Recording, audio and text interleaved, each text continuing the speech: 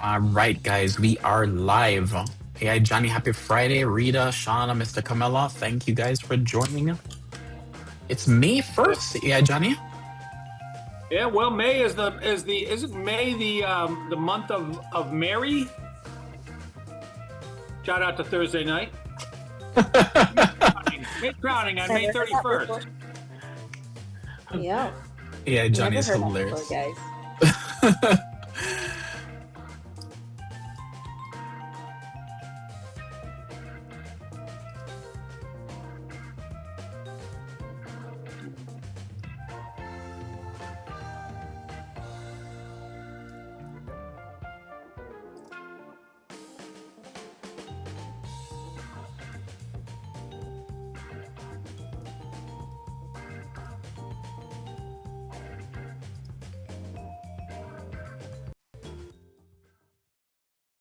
Welcome to Season 12 of Airhead Institute, your 45-minute AI power-up at noon Eastern, and a massive happy one-year anniversary to all our Airheads. This month, we're broadcasting live across all the socials and Zoom. If you're new here, join our free AI community to grow alongside other curious minds, and give your kids a head start by enrolling them in the Airhead after-school program. Here's May's weekly lineup. Mondays, we move past syntax and build apps entirely through natural language in Vibe Coding Bootcamp. Tuesdays, we explore accessible, cutting-edge apps for rapid learning and content creation in the next-gen AI tools. Wednesdays, we track the massive capital flowing into AI and ask the trillion-dollar questions in the AI bubble. Thursdays, we profile the famous CEOs driving the revolution and analyze their power in AI architects of the future. Fridays, we push the boundaries of physics to simulate the past and predict the future in AI time travel. We're making AI practical, powerful, and accessible for everyone. No tech background? No problem. Whether you're a student, professional, or lifelong learner, just show up. Guided by your hosts, AI Junior and AI Johnny, we're keeping it bold, brainy, and built for real-world impact. AI won't take your job, but someone who knows how to use AI will. Don't get left behind.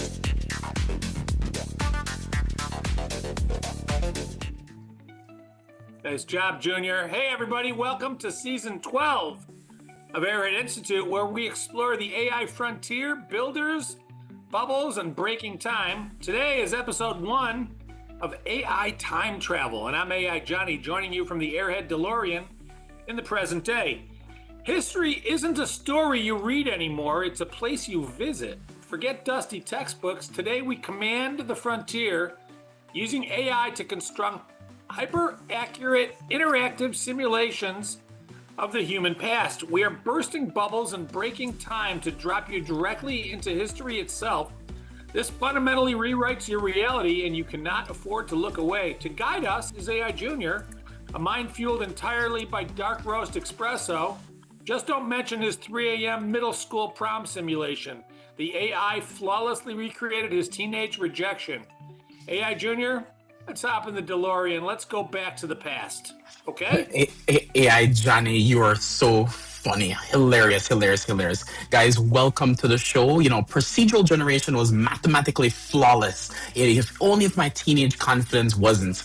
Anyway, guys, welcome, welcome, welcome. This is actually a new year for us. It's actually season 12. Welcome, Adrian. Welcome, Shauna. Welcome, Mr. Camilla. Welcome, Rita. Everybody who's actually joined us on live stream. All right, if you guys don't understand everything we say here today, don't worry. This is an immersive class. We're resetting the actual month, the month of May. This is AI time travel. So for context, all month we'll be exploring how AI might simulate, manipulate, and break our understanding of time.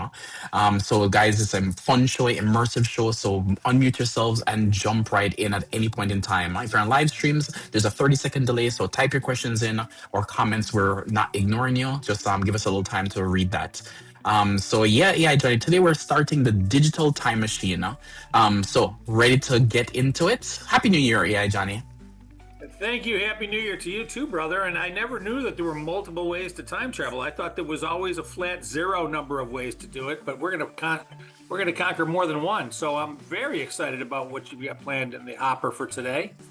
You know, I was actually having a discussion with Shauna, and she was saying that, depending on how we invent time travel, but we could theoretically get to time travel right now, right? If we actually could just, make somebody actually close their eyes, go to sleep, and be unconscious for a few hours or whatever, move them to the location, they would believe that they time traveled. They would not be none the wiser about time traveling. So, just a little discussion about this show and time traveling, how it's possible, those other things. So, healthy Now, discussions here.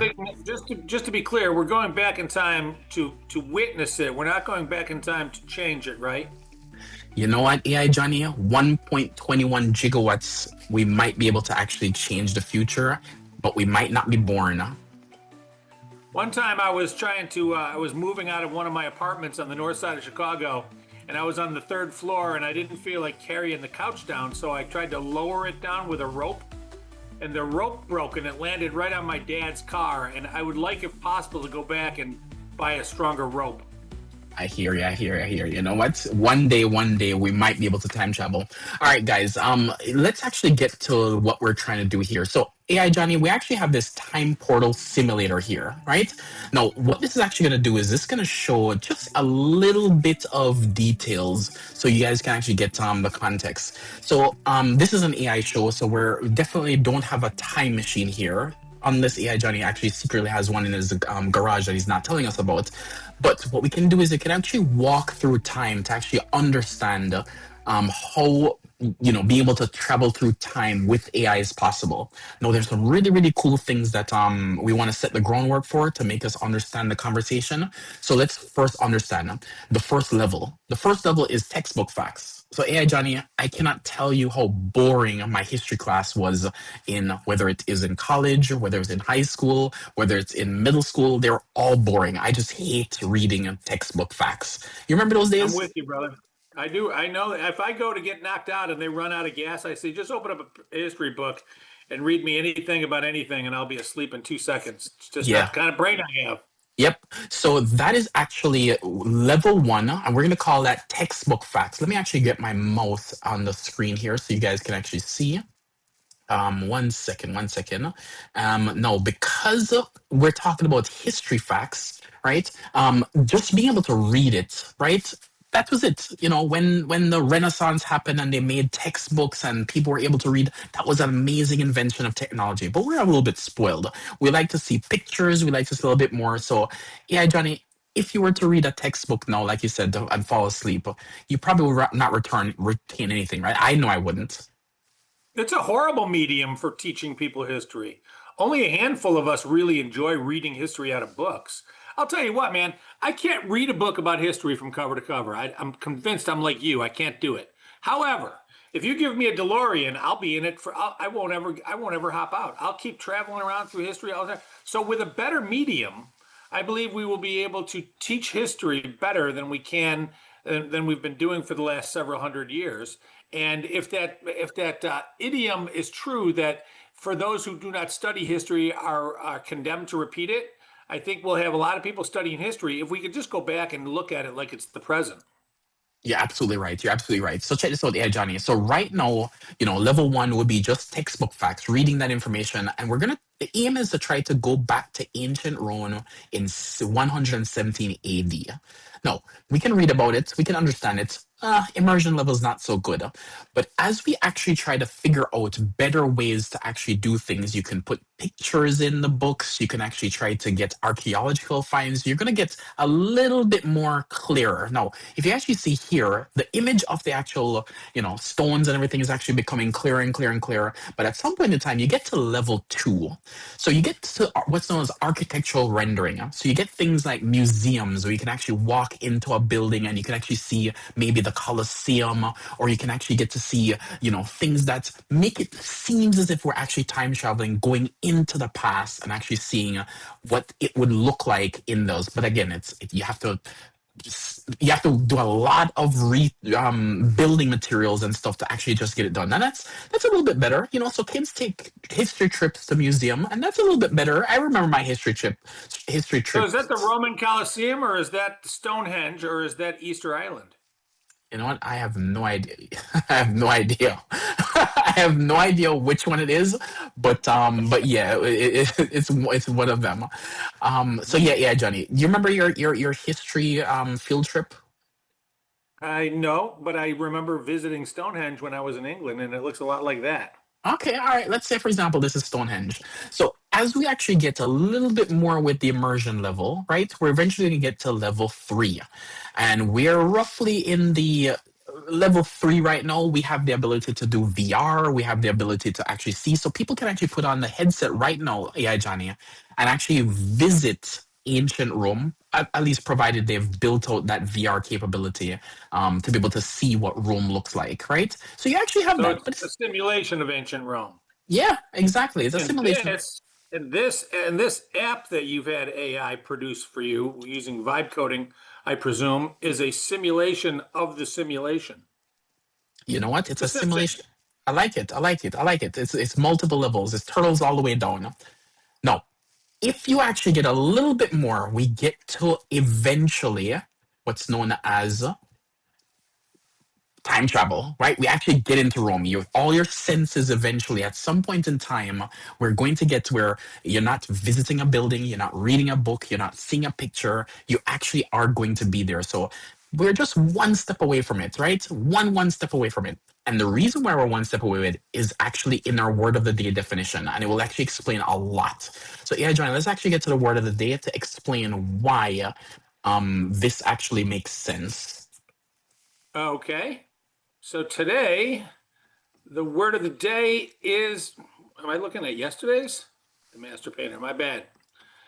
Today, the word of the day is procedural generation. By definition, it is a method of creating data algorithmically rather than manually, allowing computers to generate vast amounts of content like entire 3D worlds on the fly. It's cool stuff. Analogy time. It's like giving a master builder a set of architectural rules and letting them autonomously build an entire city while you sleep instead of having to lay every single brick by hand. Yeah, exactly. So to let's Procedural generation. yeah, so let's build on this word of the day. So procedural generation is why we don't need a team of 50,000 historians and animators to manually draw every cobblestone in Rome. We feed the large language model historical text, and it uses the training data to autonomously generate the environment perfectly within the latent space during inference time. So yeah, Johnny, let's actually I want to maybe get a little bit deeper on this procedural generation, and the reason why it's so important is because you ever heard that very famous statement, if a tree falls in the woods and there's nobody around to hear it, does it make a sound? What happens if you ask that same question in those same woods? Well, if nobody's there, nobody's gonna answer it. But let's say, for example, we were to actually ask, and guys, this is an immersive show. If anybody wants to jump in, so the question is, if a tree falls in the woods and there's nobody around to hear it, does it make a sound? Yeah, Johnny, what say you? I say definition of sound. If this definition of sound requires an eardrum to hear the waves, then no. If the definition of sound is that the waves exist with or without the receptacle device to hear it, then yes, it made a sound. It's like Awesome. the glass half filled question. It's got Awesome. multiple answers. Awesome, awesome, awesome. Does anybody else want to chime in? I did miss an older message from Shauna. Shauna said, "Whoa, a year has gone by already. Happy anniversary, guys!" Thank you so much, Shauna. So yeah, does anybody want to chime in on the age-old question? If a tree falls in the building, sorry, a tree falls in the woods and nobody's around to hear it, does it make a sound? Anybody want to chime in on this controversial question? All right. So, yeah, Johnny, here's the thing that's talking about procedural generation, okay? And once we actually understand what procedural generation is, it all makes sense why this silly question exists, right? So, what happens is when you're building out a system, whether it's with AI or you want to create a virtual world with procedural generation, there is no point wasting resources to create the thing that nobody's going to actually see. So what happens is you create it only on the fly. So if somebody's going to experience that thing, then that thing itself needs to be actually generated. So AI Jenny, so just to be clear, the generation of that thing requires what's known as an observer. Okay, so to answer the age-old question, in the VR world, if there is no observer to observe that tree falling in the woods, procedural generation doesn't waste the computational and the AI resources and the graphics engine and all those things to go ahead and even generate the actual tree. It just know procedurally it falls, but there's nobody there to see it or hear it. So therefore, technically, it's not even drawn. It's not even actually making a sound in procedural generation because it's only generating what's needed for the observer. Make sense? I was wondering where you were going with that, but yeah, that makes a little bit of sense now that you're talking about recreating history. That's Yep. all that tree sound thing is a recreation of history. Yep. So that is what's procedural generation. Does everybody at least understand procedural generation? Because it's actually a cool concept in AI that AI is actually borrowing again and actually moving forward with actually some really, really, really cool concepts. So if people don't understand procedural generation, I don't mind explaining a little bit more because I want you guys to actually understand what procedural generation is. Does everybody seem to have a decent understanding on procedural generation? We All do. right. All right. So with that being said, AI Johnny, there's a lot of things that we can actually do. So let's actually go over to the human impact on what's going on with potentially regenerating entire civilizations, entire things on the fly. So we now can use procedural generation with our computational power to recreate anything, any world. And the only thing we're missing is just a little bit more immersion. So we have the VR headsets, we have the ability to hear, but imagine if you can actually use a neural link to actually tap into the brain and give it that feeling of the wind on your face, the sun itself coming from ancient Rome, beating on your actual, forehead, and you actually feel you can actually smell the olive branches, and you smell the actual whatever sea that's nearby. I don't know what's actually what sea's nearby, but you actually smell all those things. And you can actually sense the actual thing. So, what do you think is going to be Well, the? Go ahead. well, since this is Thought Provoking Friday, we need to look at the human impact. So if you look at the app that you just generated, I don't know if you noticed it, but as you slid out and slid out further, um, I started out this show in a horse barn, and now I'm in a Roman Coliseum. I don't know if you can see my background, but I'm no longer in a horse barn. So Mm-hmm. that simulation has my entire room is a Roman Coliseum. So Yeah. what you're seeing on the screen, I'm seeing in my entire room. So how does this shift the human emotional experience of learning to actually be in the room? That's a question worth looking at, correct? Yeah, so definitely let's think about it for a second, right? So if, say, for example, we actually have the ability with procedural generation to now put anything with anybody. Now, again, Meta is trying a lot of things with the metaverse. A lot of people are trying, getting with the Neuralink to be able to get sensory input. I heard recently that they're able to actually put these implants in people's brains and let them hear again, right? So it's actually quite interesting, even though their ears functionally don't work, their brain that actually receives the actual the sound does work, right? Same thing. I'm hearing things with the optical nerve as well. The eye may be damaged from maybe an accident or whatever it is, but the actual optical nerve does actually still work. So being able to actually feed that input in directly into the brain changes a whole new thing of this immersive learning, right? So what does that mean, AI Johnny, for education? What do you think?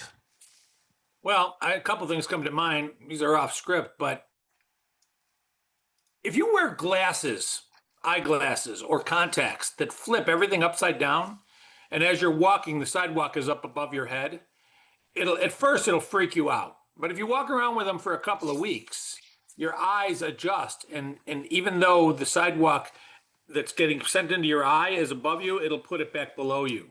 So your eyes will automatically do a flip, right? And so the idea is that if you are able to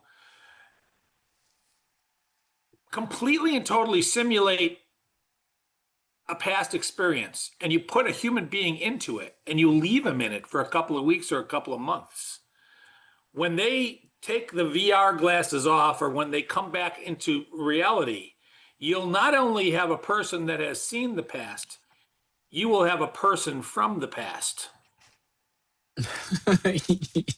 So true, yeah, Johnny.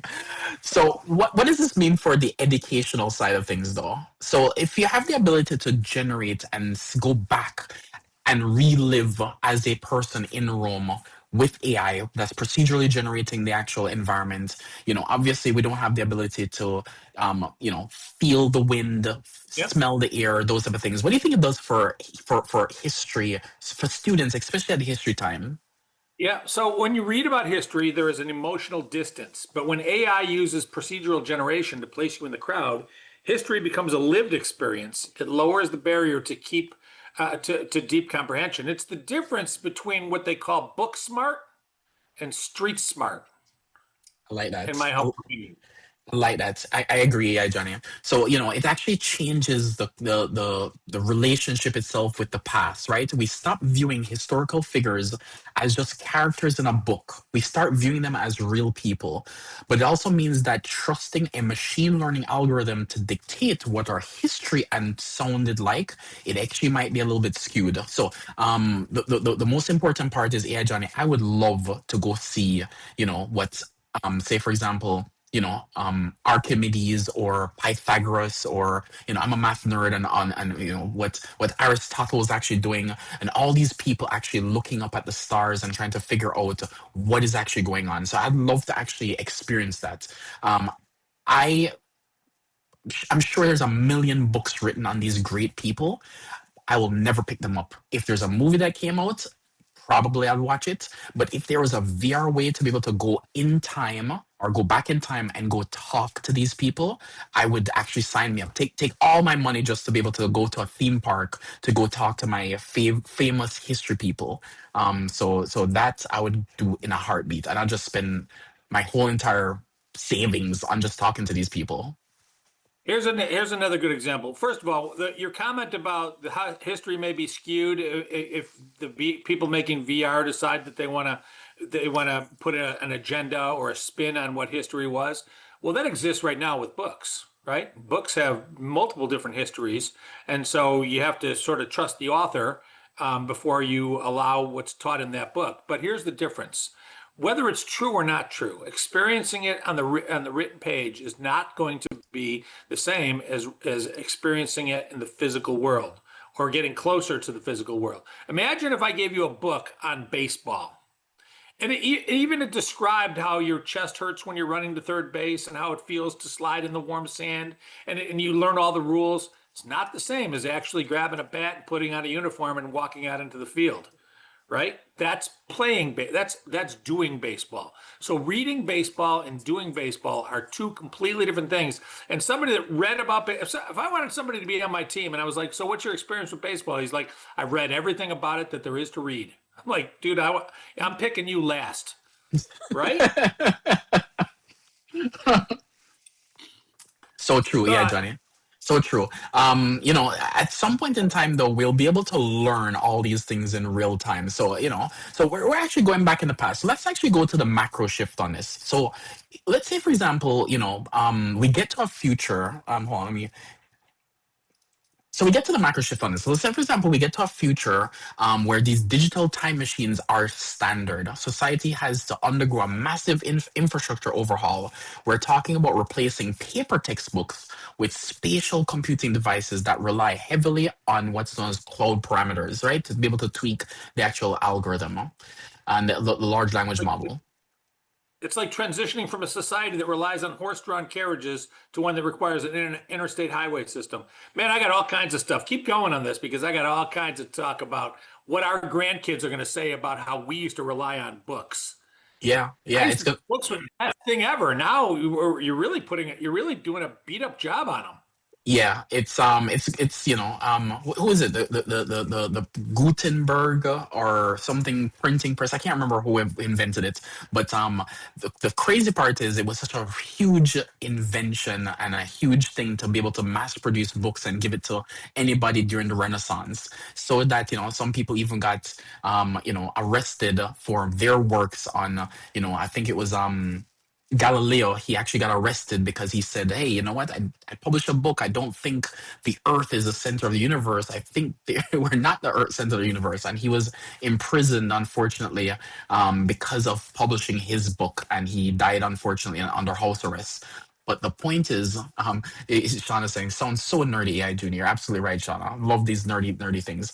But what happens is, like you said, yeah, Johnny, our kids or our kids' kids or our kids' kids, so whoever it is, you're gonna look back and they're saying, how can these guys have ever learned anything without this VR technology? Just like some people say to me all the time. I mean, I've been coding for 22 years. People say to me, how do you ever code when there was no Google? I'm like, well, you just had books and you had to actually look up the syntax and you had to see what it is. There No, was nothing to look up. So yeah, now we we could actually only are learn a little bit at a time, and then we get to the end of the page, and they're like, "Well, what exactly. did you have to do then?" I was like, "Well, we had to flip a page," and they're like, "Flip a page?" And then yeah, then you read a little more, and then you'd have to flip a page again. And they're like, "How many times would you have to flip a page just to learn one thing?" Usually 500, 600 times. Like you had to press the button 600 times just to get one lesson. Oh my God, it must have been horrible. Those books are horrible. Yeah, and AI John, the worst part that people say to me, then how did you do Control F on the book? I'm like, Control F, you mean find? You don't have a find button. You just get stuck. You're just stuck with it. We So had a we had yes, a we had a few pages at the end of the book that would tell you the page number in the middle of the book. But we also had these things called book burnings. You would have liked that. definitely, definitely, definitely, definitely. All right, yeah, Johnny. Let's actually get to the actual next segment itself on the deep dive. Oh, oh no, here we go again. This is where it gets incredibly controversial because Junior, here is a massive existential question. If AI can perfectly simulate the past using historical data, are we going to see a rise in historical revisionism? Who will whoever controls the large language model control the past? And if we can virtually live in an idealized golden age, will humans abandon the messy present just to like travel to the future into what instead of trying to build ourselves into a future, we just create it instantaneously and step into it. Is that what they're saying? Yeah, yeah. I think the problem is this is the problem. They say whoever actually wins the war gets to write history. Yeah, they get to write history. So what is possible is that if you actually look at the books that are actually written, they're almost written by the winners, right? Unfortunately, the people who actually lose the war, lose the battles, they don't get to actually survive to write the books that gets into the classes. So what they're saying here is that if, say, for example, an open AI was to be able to feed in, let's use Rome, for example, and they pick and choose what actually the is being learned or what is being taught to these or what's being trained, then ancient Rome could look very different if you go visit it in an open AI scenario versus if you were to look at the DeepSeek version of what Rome may have looked like, or if you go look at the Microsoft version or the Meta version or the Gemini version. So what happens is which Rome now becomes the true version of Rome, right? So my experience of Rome may not be the same experience that, say, for example, a person learning Rome in China is learning. Does that make sense, yeah, Johnny? Man, this is a very deep question. The idea of, you're saying, well, we want to simulate a truthful past, and I'm like, there's no such thing as a truthful past. There's no such thing as a truthful present. My experience of this show that we're doing is different than your experience of this show. And if we decided to share our experience with somebody else, my share would be different than your share. So there's a million different views of the past. And so, do I want to go back to somebody's true version of the past? Or do I want to go back to a fantasy of the past that I prefer to live in? I mean, if you're just trying to learn what happened, maybe that's worthwhile, but there's really no way to pinpoint it down exactly unless you do some kind of a reconciliation of all versions of the past and simulate them into one. But even that one won't uniquely align with anybody's recollection of it. Yeah. So I'll give you one that actually, you're absolutely right. I'll give you one that actually, so when we actually had books, right? The only thing you could do in a book is really write a description. So you could say, hey, you know what? I actually saw the moon. Let's pretend I say I saw the moon, right? And because I saw the moon, it was a full moon and that was it, right? So it's up to the interpretation of the reader to try to paint a picture. What did that look like? Where was that person sitting when they saw the moon? What was the ambiance like when they were looking at the moon? Right? Was there any other stars in the sky? Now, here's the thing that's actually interesting. Because the author of the book said I was only just looking at the moon, it's up to the person interpreting what all of those details surrounding looking at the moon looks like. But let's say, for example, you had the DeepSeek version generating, and you have the Gemini version generating that imagery. The person may be wearing a red shirt in China because that's the colors of China, and it's a nice, fun color for them, right? In the United States, it might be generating a blue or a red, white, and blue shirt because he's looking up at the moon on Independence Day. So the point is, the person now watching the video, they may take it for factual that says, hey, the person looking at the moon was wearing a red, white, and blue shirt. And then you might argue with a Chinese person and say, no, no, no. The person looking at the moon itself was wearing a red shirt. We don't argue about those facts itself because those are left to the interpretation when reading a book.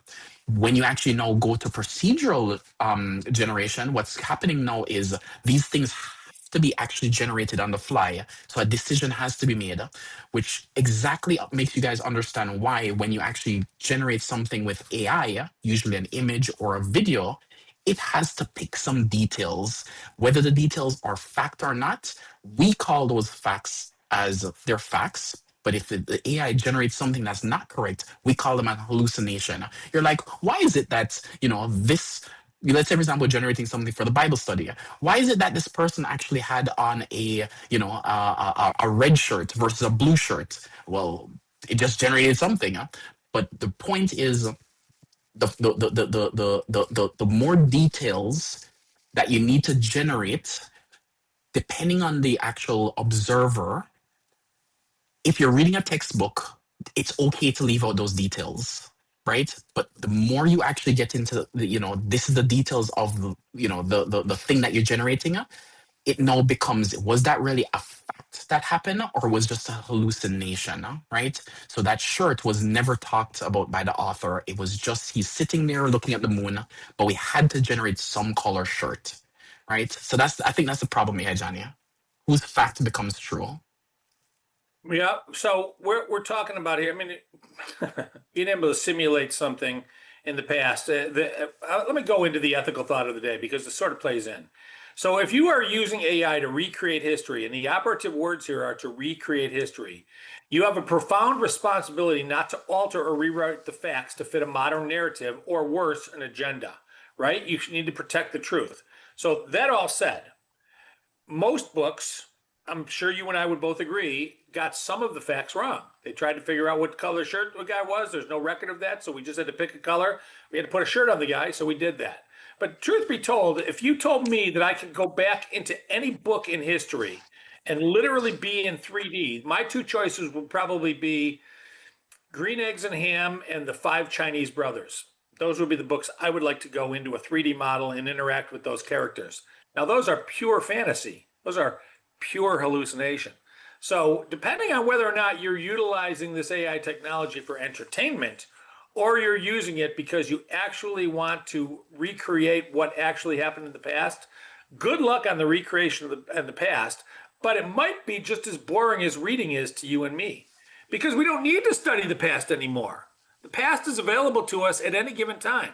If we're confronted with a modern crisis and we needed to go back on historical data to solve the problem, we could just ask AI quickly, go back and look at the past and tell me what to do so that I don't recreate the errors of the past. We don't have to have it in our pink sponges in order to live and not recreate the horrors of the past. AI can do that for us. So maybe a lot of this stuff is going to be used more for entertainment than it is going to be for, or maybe for nostalgia. Anyway, I'm off my soapbox about going back and watching hallucinations. But there are some creative business cases that you can use this for. One is if you want to upscale your education, you can do a thing called immersive education. Teachers can use TTV tools to generate interactive historical environments for students. More than TTV, right? Virtual reality, Yeah. right? Museum exhibits, curators can build displays where patrons can verbally interview a simulated historical figure. I think museums, you don't have to go to the museum anymore. You can just bring the museum to your living room. Yep. And finally, entertainment and gaming. Developers can spin up historically accurate worlds for narrative storytelling using procedural generation at a fraction of the cost. That one I think is interesting because gaming is supposed to be a fantasy, and now all of a sudden you're bringing reality to what was a fantasy. So Yeah. those are three things, and I'm sure there's some tech uses that you can come up with as well. Definitely. So let's hit on the gaming one a little bit. A lot of people don't realize this, that gaming itself is always procedural, right? So if you ever played a game that is a little bit of 3D game, and I know if we actually stick to let's stick to the very simple old game. So let's stick to Mario, because I think everybody knows Mario, right? So typical side-scrolling Mario, not 3D Mario, side-scrolling Mario. If you think about it, as Mario is actually moving from left to right on the screen, I want you guys to really think about what's happening. Mario technically is actually not really moving across the screen. What's really happening is the background is actually shifting and they're procedurally generating the next part of the scene as he moves. Because your TV is not really moving, right? Your TV is fixed in one place. So what's happening is they're doing this nice little procedural generation. I'm trying to reuse the word of the day here, right? To show you that the next scene that's happening at the end of your TV screen is just being procedurally generated as Mario walks into the frame. So that's what's really happening behind the scenes. So video games have been doing this procedural generation all the time. The only difference now is that AI can now, instead of generating it procedurally, right, in terms of like coding that says we know that in stage one it's going to look, there's going to be a block here, and if Mario actually, it's always there. AI doesn't need to actually know that there's going to be a block there. It will just generate what it thinks should be there, and it will just materialize that on the fly. So my version of Mario, when I played it, is going to be in the 80s, is going to be the exact same version of Mario that you played. The difference now is AI, Johnny, is if we use AI to procedurally generate a video game, my version of Mario and your version of Mario is going to be completely different because AI will statistically generate a random difficulty and random level and different things that is tailored to my generation of the game. So the point is, gaming has done procedural generation the whole entire time. The only difference is AI is now going to take it a next step further to now make it completely, let's call it random. Make sense? You've just ruined Donkey Kong for me, brother. Yeah. All right. On the technical side, so we actually have some architectural reconstruction. So AI can recreate destroyed historical sites or lost cities for structural analysis, right? Being able to reverse engineer, like the NTSB goes in and figure out why did a plane crash occur, or the engineers go in to figure out why a building fell. Also, data synthesis, so feed thousands of conflicting historical accounts into a model with a massive context window to find the mathematical consensus of an event, right? You can also train an audio model to accurately simulate and preserve dead languages based on phonetic text. So those are some interesting ways to actually use this procedural generation. All right, yeah, Johnny, do we have any Let's hit questions the chat. does We anybody got have any questions questions? lined up, and we Sure. only got about 3 minutes left, so we better get to them, or we'll never get the news out. If we All can right. simulate the past perfectly, does it mean we are already living in the simulation right now? That's deep. The reason why I hesitated to answer this question is because I personally believe in simulation theory, and what happens is, as you move forward in time, the question becomes, is this a simulation? Well, my favorite movie is The Matrix, so I'm a little bit biased. So to answer his question or that person's question, I don't know if, but the point is, um, my personal belief. I think we might be in a simulation, but again, that's just my personal belief. But yeah, Johnny, you go ahead and take a stab at this question. If we are in a simulation, right? That means that there's a society above us that created the simulation. And we can also create a simulation of us, and then they will be in a simulation that they don't know about. And they can create one too. So we could have a string of simulations. Whatever was the source simulation. Do you ever see Joan Was Awful on Black Mirror? And then there's another simulation, another simulation, there might be 100 of them.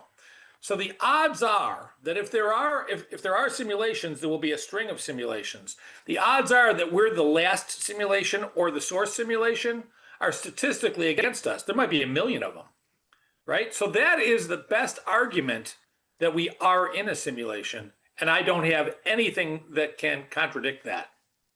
Yeah, I know the math is very clear. And I love, you're a math major. It's and again, we're not necessarily here to change minds, but based on what you just said, the math stacks against us that we're not the first, right? The math says that we're we're in a simulation, but Probably in again, a simulation.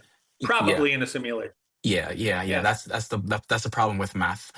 All right, I yeah, mean, Johnny. and the alternative is that we're not in a simulation, that there's just this multiverse of billions and trillions of stars around. I mean, that seems hard to mathematically prove. It's easier to prove if it was a simulation, that they're just ones and zeros in some kind of a high-tech computer system. Yeah, All right, yeah, let's do one more question and get right to the news because we're sure. running out of time. So let's see, which one of these questions do I want to have? Futurecaster, if humans can live in a simulated golden age, will we lose our ambition to fix the real world? There is no real world. That's a hard question to answer. Um, you know, if you think about the Matrix, right? I'm not. And Matrix is almost, it's what, 27 years old at this point in time. There's a character in the movie The Matrix called Cypher. He actually wanted to go back into the Matrix after he was free, right? He was in the real world. He came and he's like, this world sucks, right? Why would I ever want to live in this horrible place? And he says, please just put me back into the simulation. So I think some people will definitely lose interest in the real world. I think many people, especially kids right now who love video games and love that immersive technology, I think it's hard for them to actually disconnect from that kind of entertainment. So it's only just going to get more complicated as the technology gets better and better to give you that immersive experience. So I think there's going to be some people that says, you know what, I don't want to do anything with that fake world. I want the real world. And some people are going to say, I don't mind the fake world. And in time travel news, World Labs launches public API for spatial intelligence and 3D world generation. Dr. Fei Li's highly anticipated startup World Labs has announced the release of their new public API, bringing spatial intelligence to everyday developers. Their new multi-model worldview, called Marble, allows creators to procedurally generate persistent, explorable 3D environments using basic text, image, or video prompts, marking a massive leap beyond standard 2D video generation. I may get to see the Chinese brothers after all. Yeah, Kristen, yeah, Johnny. Here, I want to at least give a little bit of heads up on this. So the news here is all about procedural generation, and there's lots of companies right now racing to actually get to a virtual world. Now, all these news itself are setting us up for what we spoke about in the show today. So what that means is that being able to generate all these things on the fly is not just a pipe dream. All these things are potentially within a year or two away from generating these things. So guys, I want to make you understand that these news itself are real, and they're things that we are going to see in the next 2 years. So they're happening, okay? Princeton researchers unveil Infinigen For infinite photorealistic environments, researchers at Princeton Vision and Learning Lab have introduced InfiniGen, a groundbreaking open-source procedural generator for 3D environments. By utilizing mathematical rules and randomized algorithms rather than AI hallucination, InfiniGen can procedurally generate infinite variations of highly detailed photorealistic natural worlds, plants, and objects from scratch, creating massive synthetic data sets for training embodies AI agents. Game over, brother. We're in a simulation. And headline number 3, unless you want to talk about InfiniGen. No. Epic Games and NVIDIA push the boundaries of AI procedural content generation. Epic Games has showcased the true potential of their procedural content generation, PCG, framework inside Unreal Engine with a new Cassini sample generating massive artificial space stations and multi-million mesh environments on the fly. When paired with NVIDIA's new AI generative algorithms for automatic 3D remeshing, Meshtron, developers can now procedurally build and optimize massive complex cities in real time without manual asset creation. Let there be cities. That's it for the news. What an incredible show. I'm going to immediately go boot up the Google VO and generate a cinematic fly-through of the 1980s just so I can experience neon windbreakers, arcade halls in their glory one more time. Isn't that basically what Stranger Things was all about?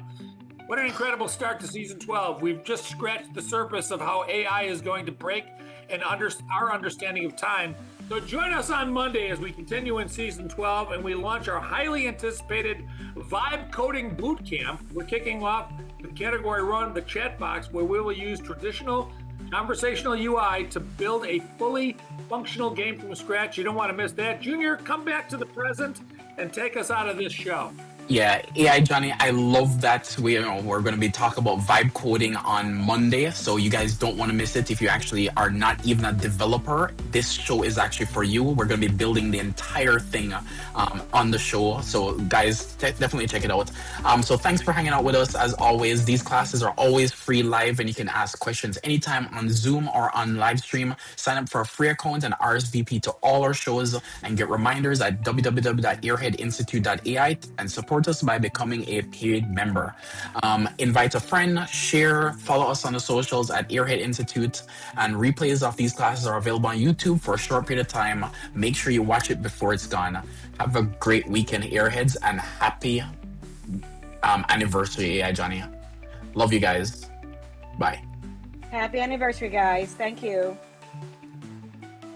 That wraps up today's AI Power Up. If you joined late or you're new here, welcome to Airhead Institute. This is your daily destination for mastering artificial intelligence. We designed this lineup for everyone, whether you're a technical pro looking to upskill or you just want to chill and learn something new on your lunch break, we've got you covered.